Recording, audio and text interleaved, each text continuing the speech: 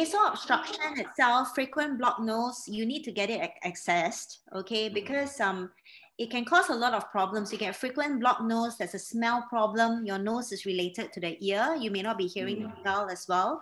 If your nose is blocked, it's very natural for us to breathe from your mouth. That's how when snoring starts. Okay, so if it happens too often, again, in a child, it affects jaw development. It can lead to OSA. Okay, so you need to treat the nose. A lot of the problems in ENT actually starts with the nose.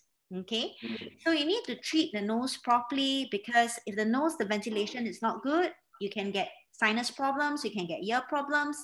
If you don't treat allergic rhinitis well, it can back drip, it can influence the throat, it can give you throat problems, persistent coughing, voice problems. You can get snoring problems because you keep breathing through your mouth. You can get halitosis, bad breath. So it can cause a lot of problems if it's not treated well.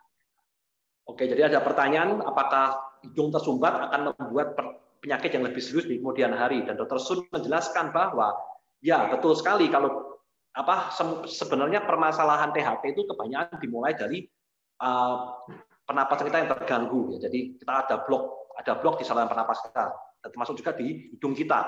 Jadi kalau tidak diobati dengan baik, kemudian harinya akan menyebabkan mungkin kita akan kehilangan kemampuan untuk mendengar. Mungkin juga tenggorokan kita akan kering dan mudah untuk batuk. Jadi penting sekali untuk perhatikan sebabnya itu apa kita tersumbat dari saluran pernapasan kita ini. Apa hidung kita ini tersumbat kenapa? Kalau memang nggak apa-apa ya nggak apa-apa. Tapi kalau ada masalah serius kita harus diobati, karena di kemudian hari akan membuat mungkin penyakit yang seperti sinus dan lain-lain sebagainya. Ini penting untuk kita perhatikan.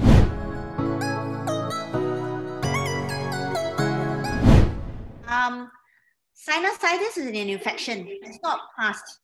Allergic rhinitis it can be past, and allergic rhinitis predisposes one to getting sinusitis. Oh, oke. Jadi ini ada pertanyaan, apakah sinusitis itu penyakit turunan? Dr. Sun menjelaskan bahwa sinusitis itu bukan penyakit turunan, tetapi yang menurun itu adalah penyakit alerginya. Alergi rinitis itu menurun dari bapak ke anak selanjutnya. Nah, alergi rinitis ini membuat hidung kita itu menderita sinus. Jadi yang menurun itu alerginya, bukan sinusnya. Capek ngurusin pembayaran dari pelanggan yang bejibun. Makanya pakai Tekon.id. Jadikan Tekon.id sebagai platform payment gateway bisnismu. Selain aman, catatan keuanganmu akan otomatis tercatat dan dibukukan loh. Tuh, kamu tak perlu lagi dari ribet catat keuangan di sana-sini. Tak hanya itu, pelanggan bebas memilih sumber dana mereka. Cukup dengan scan kode QR milikmu dan pembayaran akan berhasil.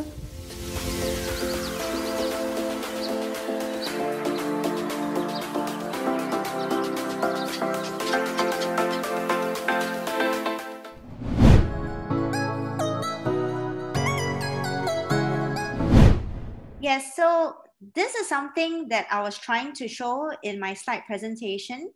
So just imagine that your nose is blocked and you keep breathing like this.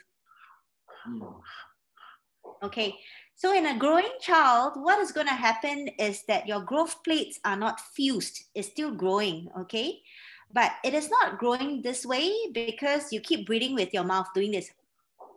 So you will get this facial shape of a very, very elongated nose, elongated face, which is going like, it's what we call adenoid face, which is actually a very narrowed kind of a lower third of the face, a very high arch palate, and a very narrowed jaw, okay?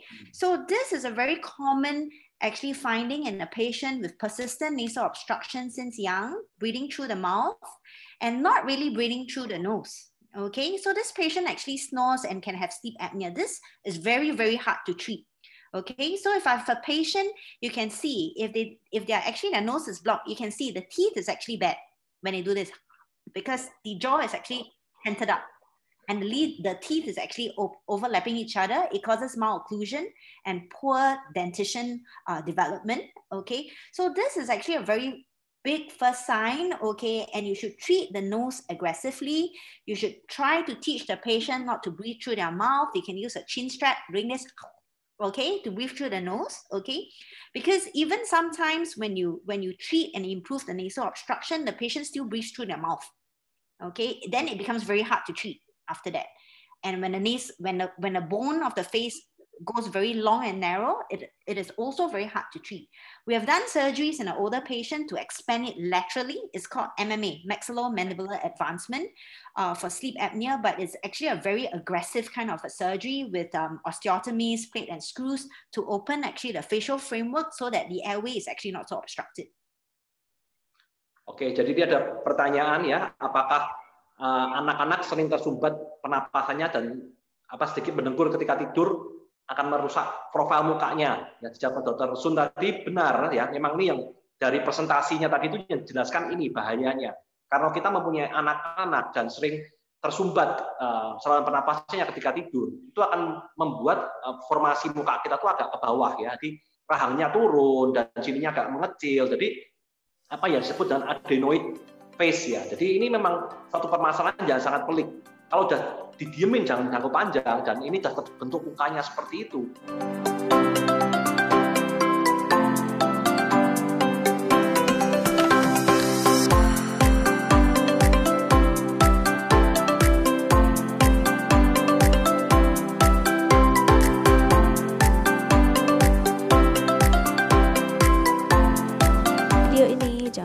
Subscribe channel Tekon TV. Share video ini jika kamu mendapatkan manfaat darinya. Terima kasih.